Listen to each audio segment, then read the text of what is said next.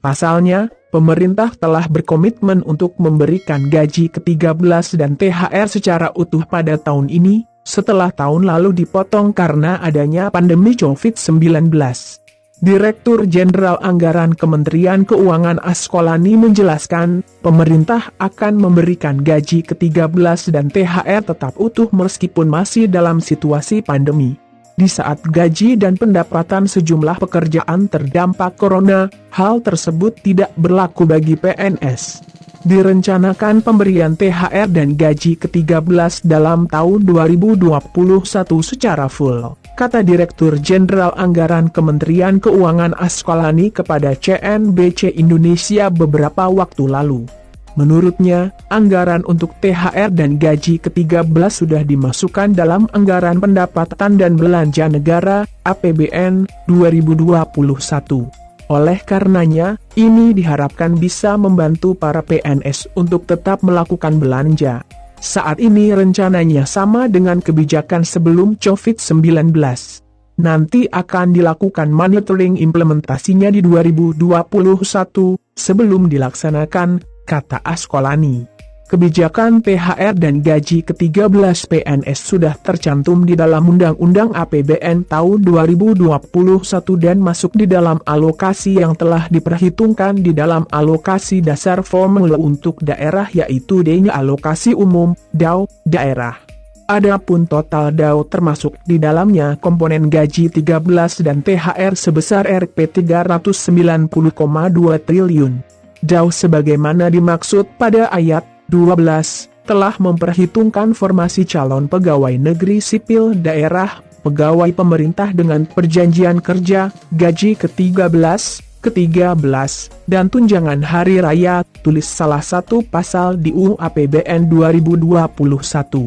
Sama seperti pemberian gaji maka pemberian THR dan gaji ke-13 diberikan kepada PNS aktif hingga pensiunan. Anggaran setiap tahunnya pun selalu disiapkan. Berikut daftar penerima THR dan gaji ke-13 dari pemerintah 1. PNS 2. Prajurit TNI 3. Anggota Polri 4. PNS, prajurit TNI, dan anggota Polri yang ditempatkan atau ditugaskan di perwakilan Republik Indonesia di luar negeri 5. PNS, prajurit TNI, dan anggota Polri yang ditugaskan di luar instansi pemerintah baik di dalam maupun di luar negeri yang gajinya dibayar oleh instansi induknya 6. PNS, prajurit TNI, dan anggota Polri penerima uang tunggu 7. Penerima gaji terusan dari PNS, prajurit TNI, atau anggota Polri yang meninggal dunia, tewas, atau gugur 8. Penerima gaji dari PNS, prajurit TNI, atau anggota Polri yang dinyatakan hilang 9. Hakim dalam jabatan hakim madya muda ke bawah, atau hakim dengan pangkat kolonel ke bawah, di lingkungan Mahkamah Agung dan Badan Peradilan yang berada di bawahnya 10. Penerima pensiun dan penerima tunjangan 11. Pegawai non-pegawai negeri sipil pada LNS, LPP, dan BLU 12. Pegawai lainnya yang diangkat oleh pejabat yang memiliki kewenangan sesuai dengan ketentuan peraturan perundang-undangan 13. Calon PNS.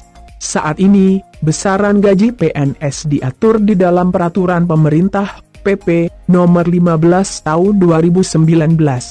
Gaji untuk semua PNS ditentukan oleh lama masa kerja.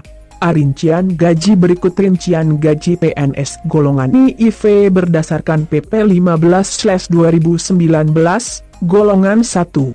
1A, Rp 1.560.800 Rp2, 335.800, 1B, Rp 1.704.500 Rp2, 472.900, 1C, Rp 1.776.600 Rp2, 577.500, 1D, Rp 1.851.800 Rp 2.686.500 golongan I2.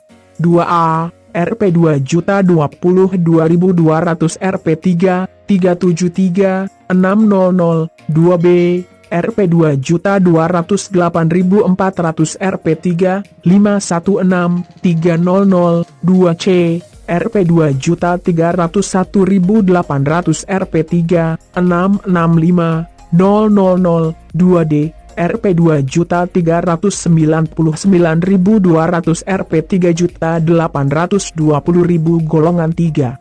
3A, Rp 2.579.400, Rp 4.236.400, B. 3B, Rp 2.688.500, Rp 4.415.600, 3C, Rp 2.802.300, Rp 4.602.400, 3D, Rp 2.920.800, Rp 4.797.000 golongan 4. 4A, Rp 3.044.300, Rp 5.000.004B, Rp 3.173.100, Rp 5.211.500, 4C, Rp 3.307.300, Rp 5.431.900, 4D, Rp 3.447.200, Rp 5.661.700, 4E, Rp 3.593.100, Rp 5.901.200, B. Rincian tunjangan kinerja. Kemudian, untuk tunjangan kinerja, Tukin, PNS ditentukan oleh Peraturan Presiden, Perpres, Nomor 37 Tahun 2015. Tunjangan terendahnya ditetapkan sebesar Rp 5.361.800 untuk level jabatan pelaksana dan tertinggi sebesar Rp 117.375.000 untuk level jabatan tertinggi, misalnya Eselon 1 atau Direktur Jenderal Pajak.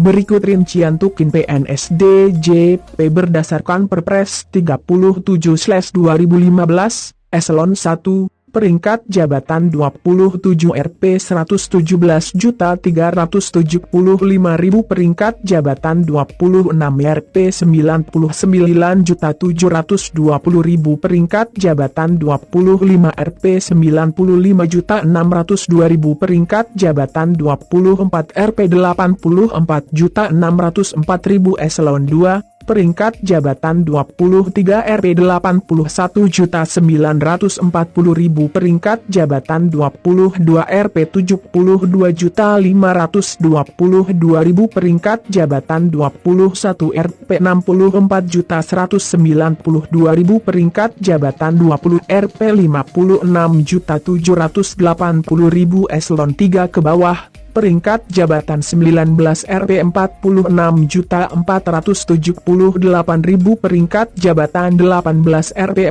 42.058.914.875, peringkat jabatan 17 Rp 37.219.875, 27.914.000, peringkat jabatan 16 Rp 25.162.550, 21.567.900, peringkat jabatan 15 Rp 25.411.619, 1.058.000, peringkat jabatan 14 Rp 22.935.762, 21.586.600, peringkat jabatan 13 Rp 17.268.615,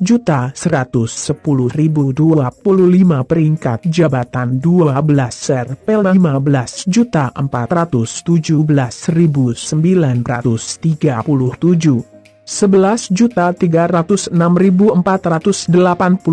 peringkat jabatan 11 Rp 14.684.812 10.768.862 peringkat jabatan 10 Rp 13.986.750 10.256.950 peringkat jabatan 9 Rp 13.320.562 9.768.412 peringkat jabatan 8 Rp 12.688.457.500 peringkat jabatan 7 Rp 12.316.508.211.000 peringkat jabatan 6 Rp